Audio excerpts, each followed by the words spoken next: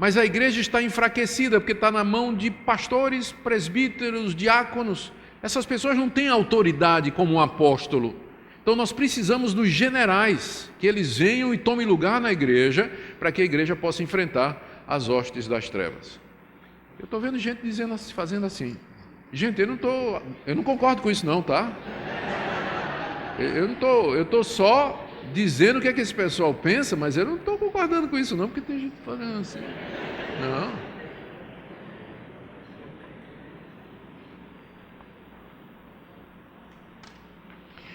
Vamos trazer a coisa mais para perto da gente. Como é que isso chegou no Brasil?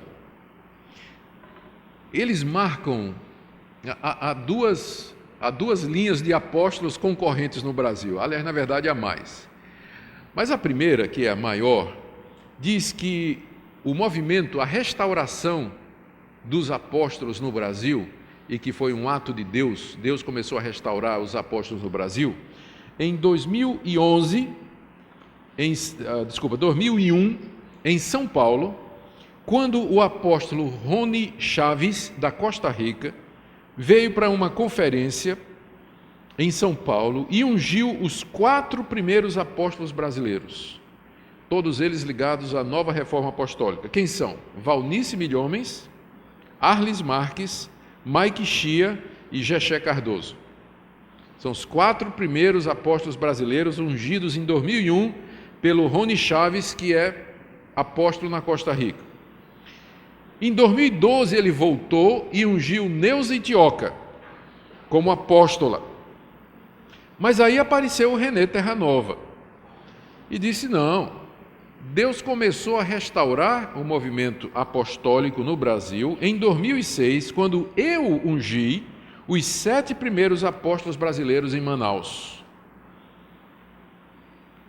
Então, eles discutem, não é, quando começou o movimento de restauração apostólica no Brasil. O pessoal ligado à nova reforma apostólica diz que é 2001, com a unção desses 4, mas Terranova diz que é em 2006, quando ele ungiu 7 lá em Manaus, como os primeiros apóstolos brasileiros. O resultado é que hoje há milhares de apóstolos no Brasil organizados em redes apostólicas. Olha as redes que eu pesquisei: Rede Apostólica Cristã, do apóstolo Ricardo Wagner; Conselho Apostólico Brasileiro, ligado às apóstolas Valnice e Itioca; Coalizão das Igrejas Apostólicas; Confederação das Igrejas Apostólicas no Brasil, ligada ao Estevão Hernandes, e marido da bispa Sônia Hernandes, da Renascer; Coalizão Internacional de Apóstolos, essa é ligada ao René Terranova, e tem alguns que são independentes, feito Valdomiro Santiago, né, que não está ligado a nenhuma dessas coalizões. Eu acho que ele usa o termo só porque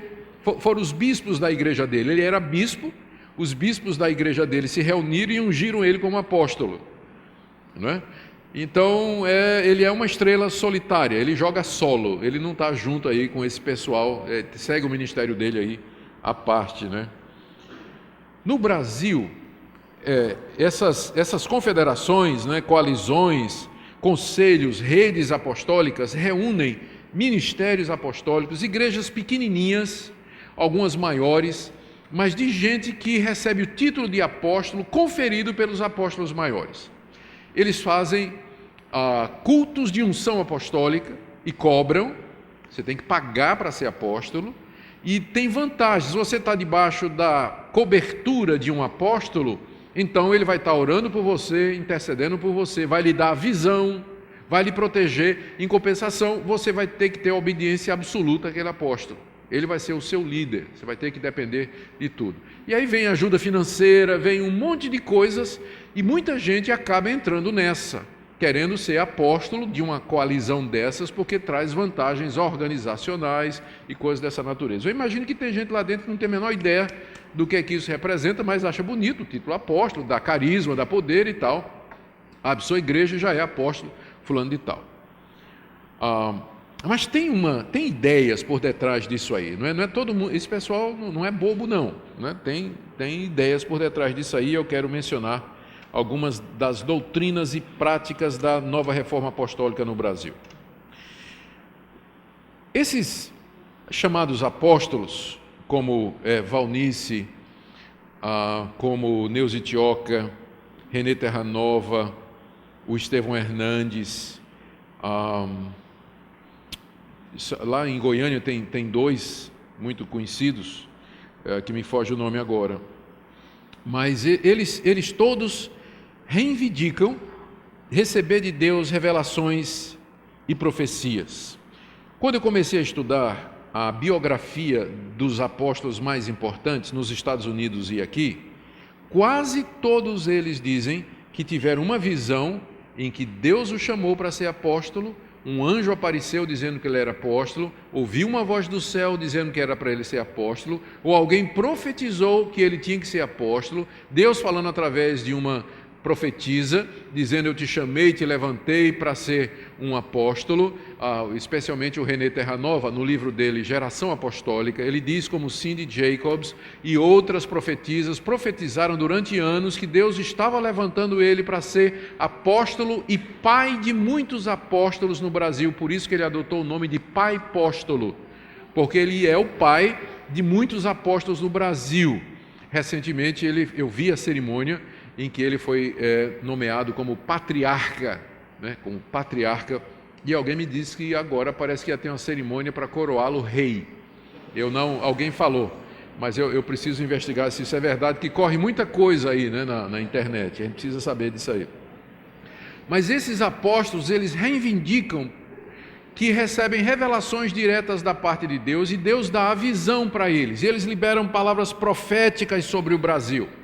Se você entrar no site, por exemplo, da Confederação Apostólica Brasileira, você vai ver lá a liberação de palavra profética no Brasil, que Deus liberando a prosperidade no Brasil. 2014 vai ser o ano da prosperidade, o ano que você vai comprar o carro novo, que você vai pagar todas as suas dívidas, que os seus parentes vão se converter, que você vai achar aquele marido que você está procurando. Então, decretando bênção sobre o Brasil. Eles fazem isso direto, Fazem isso direto. E profetizando coisas grandes, que Deus vai tornar o Brasil o maior país, o país mais próspero do mundo. Eu vou mencionar alguns exemplos aqui mais adiante. Então, a primeira coisa que você percebe é que esse modelo de governo, essa busca pelo título de apóstolo, é para dar autoridade. A pessoa diz que ele é apóstolo e recebe direto de Deus a palavra da visão e a profecia para ser dada para o seu povo. Segunda coisa que está muito ligada aqui ao movimento apostólico no Brasil é a reintrodução de elementos do judaísmo. A gente percebe uma judaização da igreja evangélica. Alguns exemplos. A guarda do sábado, a apóstola Valnice Milhomens, diz que teve uma visão em que Deus reclamou que o seu povo guardava o domingo, quando ele diz: lembra-te do dia de sábado. E ela então começou a guardar o sábado. Ela é sabatista, Valnice Milhomens, guarda o dia de sábado. Trazer para dentro do culto shofar, aquela trombeta, que toca o shofar para começar o culto, que era usada em Israel para chamar as congregações. Arca da Aliança entrando na igreja, isso é no culto do Renê Terranova, a Arca da Aliança entra. Templo de Salomão, lá em São Paulo, construído pelo Edir Macedo, que não é apóstolo, não tem um nome, mas funciona como se fosse um apóstolo, apesar de ele só se chamar de bispo, mas ele funciona como se fosse um apóstolo. Candelabro de Israel, viagem para Israel, toda essa valorização, chamar Jesus de Yeshua HaMashiach, na hora de escrever Deus, em vez de escrever Deus, tira o E e põe um apóstrofo para não pronunciar o nome de Deus, Dus, E toda essa judaização, quem é que faz isso? Os apóstolos brasileiros. E aí o que é que eles fazem? Reúnem caravanas e mais caravanas para visitar Israel, levar o povo para visitar Israel. E lá em Israel eles fazem um tour e levam para o Monte do Calvário, levam para ver a sepultura de Jesus, vão batizar gente no Rio Jordão, azeite de oliveira do Monte das Oliveiras, a terra do Monte Sinai, e tudo pago naturalmente, Naturalmente, para você ir numa viagem dessa, você vai pagar. Então, há quem diga, há quem acuse, eu cito num livro a fonte, inclusive, de que isso nada mais é do que um grande comércio de turismo a Israel, de pessoas que acabam recebendo, ganhando muito dinheiro com esse tipo de coisa. Mas quem é responsável pela judaização da igreja no Brasil hoje são exatamente esses apóstolos. Você vai ver como eles ligam essa questão judaica ao ministério apostólico. Outra característica deles, que eles usam muito, é o modelo G12 de discipulado, que teve início com César Castelhano, aqui da América Latina, que disse que Deus lhe apareceu, Jesus lhe apareceu numa visão, dizendo que a igreja nunca entendeu como ele queria, e que o que ele queria era que o discipulado fosse feito em grupos de 12. Jesus disse a Castelhano isso, né? Por isso que, Castelhano, eu escolhi 12 apóstolos, então isso quer dizer alguma coisa. Eu queria que vocês fizessem grupos de 12 de discipulado. E a pergunta é porque Jesus levou 2000 anos para dizer isso a Castelhano, né? Podia ter dito já no primeiro século, né? E aí o G12 ele é usado dentro do movimento apostólico como meio de formação, inclusive de novos apóstolos. O René Terranova emprega esse método para treinar novos apóstolos, preparar novos apóstolos. É uma maneira de discipulado que exige submissão absoluta, a total entrega ao líder. Você não pode casar se o líder não der permissão. Estou exagerando, mas é alguma coisa nesse sentido. Outra característica que eu percebi é a quantidade de falsas profecias. No livro de Deuteronômio está dizendo que o profeta se conhece por duas coisas. Em Deuteronômio 13 e Deuteronômio 18. Moisés diz: se alguém profetizar e não se cumprir, então esse é falso profeta, tem que ser apedrejado. E na outra passagem Moisés disse assim: se alguém profetizar e acontecer, e aí o profeta disser, vamos adorar outros deuses, é falso profeta, tem que ser apedrejado. Então, os dois testes do profeta ele tinha que dizer a verdade, ele tinha que ser ortodoxo, a doutrina dele tinha que ser a doutrina correta, e a profecia dele tinha que acontecer como ele disse. Eram os dois testes do profeta. Se a gente fosse aplicar esse teste hoje, a rigor, ia ter muito apedrejamento. Alguns exemplos. Valnice Milhomens, está na internet, profetizou o retorno de Cristo em 2007. Então passou 2007 e Cristo não voltou. René Terranova profetizou que 2011 seria o ano aceitável do Senhor, em que os crentes viriam todas as suas dívidas pagas, que todos os membros da sua casa que não eram convertidos haveriam de se converter, que você teria grande prosperidade, que os crentes iriam construir escolas, hospitais, colégios. O ano de 2011 passou e nada disso aconteceu. Profetisas como Cindy Jacobs profetizaram que em 2011 o PIB do Brasil seria 6 vezes maior que dos Estados Unidos, que o Brasil, pena que é uma falsa profetisa, né? Que o Brasil enviaria mais missionários do que todo o resto do mundo, que o Brasil iria prosperar financeiramente, a dívida externa e interna do Brasil seria quitada. Nada disso aconteceu. Aí Neuza Itioca, esse ano, aliás, ano passado, eu estava escrevendo a tese, né, a pesquisa de pós-doutorado, e eu vi no site dela, ela defendendo a Cindy Jacobs, dizendo o seguinte: não aconteceu por quê? Porque as profecias são condicionais. Né? Deus profetizou, através de Cindy Jacobs, de que o Brasil iria resolver todos os seus problemas financeiros. Mas o que é que nós fizemos com essa profecia? Nós não acreditamos, nós não trabalhamos, nós não produzimos. Resultado, não se cumpriu, mas não por culpa de Deus, por culpa nossa. Deus agora está dando uma outra chance, ela diz isso mesmo, Deus está dando agora uma outra chance à nação brasileira para que essas profecias se cumpram. Então é muito fácil, né? Ser profeta, você profetiza, não cumpre e a culpa é do outro, né? Que não lutou, não. Agora eu pergunto, se a gente fosse aplicar esse critério de profecia às profecias bíblicas, se a palavra de Deus fosse condicional à obediência humana, Jesus não tinha nascido, não tinha morrido pelos nossos pecados, nada do que Deus tinha prometido haveria de acontecer, porque atirar pelo exemplo de Israel no Egito, Israel no deserto, que quebrou desobedeceu, quebrou toda a lei, desobedeceu tudo que Deus tinha dito, nós jamais teríamos herdado promessa nenhuma, nem seríamos herdeiros espirituais de Israel como o povo de Deus, porque a nação de Israel constantemente quebrava, desobedecia e não fazia o que Deus dizia. E Deus continuava dizendo: eu vou trazer o Messias, vou fazer uma nova aliança, vou fazer tudo isso. E apesar da desobediência e da incredulidade daquele povo, Deus mandou o seu filho que veio nos salvar. Agora imagine se Deus dissesse: eu vou mandar meu filho, é uma profecia, ele virá, mas isso vai depender se vocês tiverem fé, vai depender se vocês acreditarem. Então Jesus nunca teria vindo. Manipulação da Bíblia. Fui dar uma olhada na exegese desse pessoal, como é que eles usam a Bíblia para justificar suas práticas. Gente, sabe o que é vergonha alheia? Meu Deus. Nem a palavra apóstolo no grego, um cidadão lá sabia escrever. Ele citava tudo errado. Uma página ele citava de um jeito, na outra página ele citava do outro.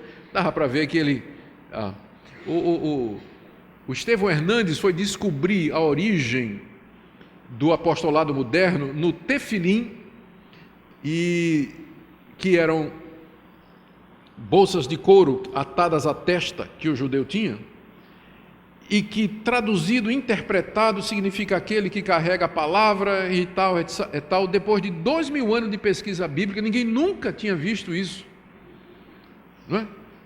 Tem nada a ver, absolutamente nada a ver. Então você vê que falta consistência bíblica, exegese, há pouca Bíblia, nenhuma Bíblia às vezes, na reivindicação destas coisas. Todos eles pregam a teologia da prosperidade. Todos estes apóstolos são adeptos da teologia da prosperidade, que você tem que fazer sacrifício, que você tem que dar, que você tem que...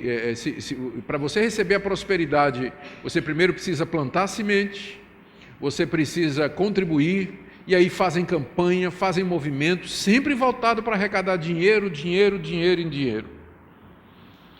Outra característica do movimento: eles não respondem a ninguém. Um exemplo disso é um apóstolo que foi pego entrando nos Estados Unidos com milhares de dólares escondidos numa Bíblia.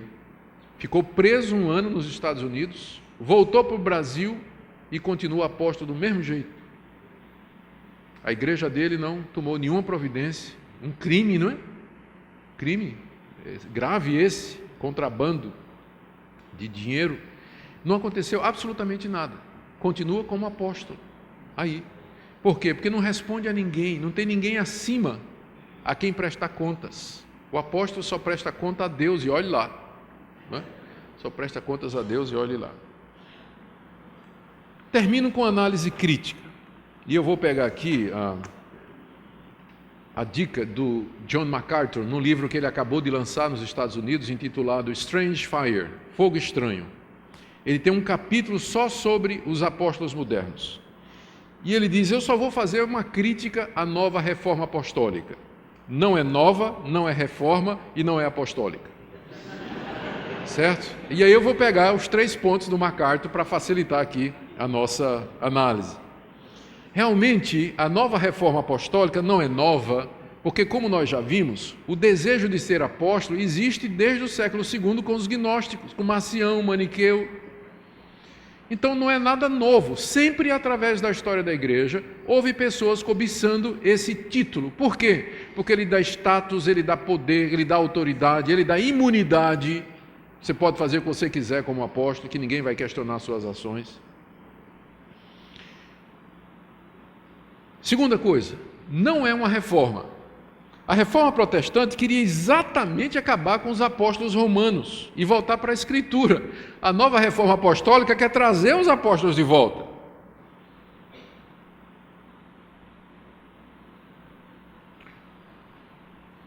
Peter Wagner diz que é Satanás quem levou os cristãos a concluir que o Espírito Santo não estava mais levantando apóstolos na igreja durante todos aqueles séculos.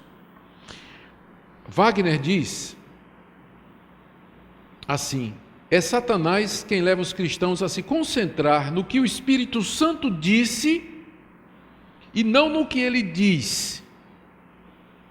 Em outras palavras, é um erro maligno você se concentrar no que o Espírito Santo disse, leia-se Bíblia, e você não prestar atenção no que ele está dizendo agora, leia-se Profecia dos Apóstolos. Ele diz que é satânico isso. Então isso aqui não é uma reforma, a ênfase da reforma foi trazer a Bíblia de volta à palavra dos apóstolos. Toda verdadeira reforma consiste num retorno à doutrina apostólica, mas não um retorno à pessoa do apóstolo ou ao ofício de apóstolo, mas aquilo que eles ensinaram e deixaram registrado infalivelmente nas páginas da Escritura. Então não é nova, não é reforma e nem é, em terceiro lugar, apostólica. Não é apostólica porque não tem as marcas dos apóstolos. Um apóstolo era alguém chamado diretamente por Cristo, pelo Cristo vivo, e que era testemunha da ressurreição, alguém que viu a Cristo depois da ressurreição. Só tem 13 pessoas que cabem nessa categoria no Novo Testamento, os 12 e Paulo. Os 12 foram chamados diretamente por Cristo durante seu ministério terreno. Paulo foi chamado por Cristo na estrada de Damasco. Os 12 viram o Cristo ressurreto, Paulo viu o Cristo ressurreto na estrada de Damasco. E há uma diferença entre uma visão e uma aparição de Cristo. Visão é o que João teve lá na ilha de Patmos para escrever o livro de Apocalipse. Se você tem uma visão, se você está aqui e você tem uma visão de Cristo, só você está vendo, os outros não estão vendo. Mas se Cristo aparece, todos veem, todos percebem, todos ouvem ou pelo menos sentem que tem alguma coisa se manifestando. O que aconteceu no caminho de Damasco não foi uma visão que Paulo teve, mas uma aparição do Cristo ressurreto e glorioso. E era tão glorioso que a luz que emanava do seu corpo era maior do que o sol ao meio-dia. Tanto é que os companheiros de Paulo ficaram ouvindo a voz, vendo alguma coisa sem discernir o que era, porque foi uma aparição. Então Paulo diz lá em 1 Coríntios 15 que Cristo apareceu aos 12, apareceu a Cefas, depois a 500 irmãos, depois a Tiago, depois aos apóstolos e por último de todos apareceu a mim. Ou seja, Paulo está dizendo que o último a quem Cristo apareceu no corpo da sua ressurreição foi ele. Logo, ninguém que viveu depois de Paulo tem a condição necessária para ser apóstolo, que é ter visto o Cristo ressurreto. Então nenhum desses homens viu o Cristo ressurreto, porque ele só apareceu pela última vez ao apóstolo Paulo. Então não são apóstolos, falta a qualidade fundamental do apóstolo, que era ser testemunha da ressurreição de Cristo. Então eles não são apóstolos nesse sentido.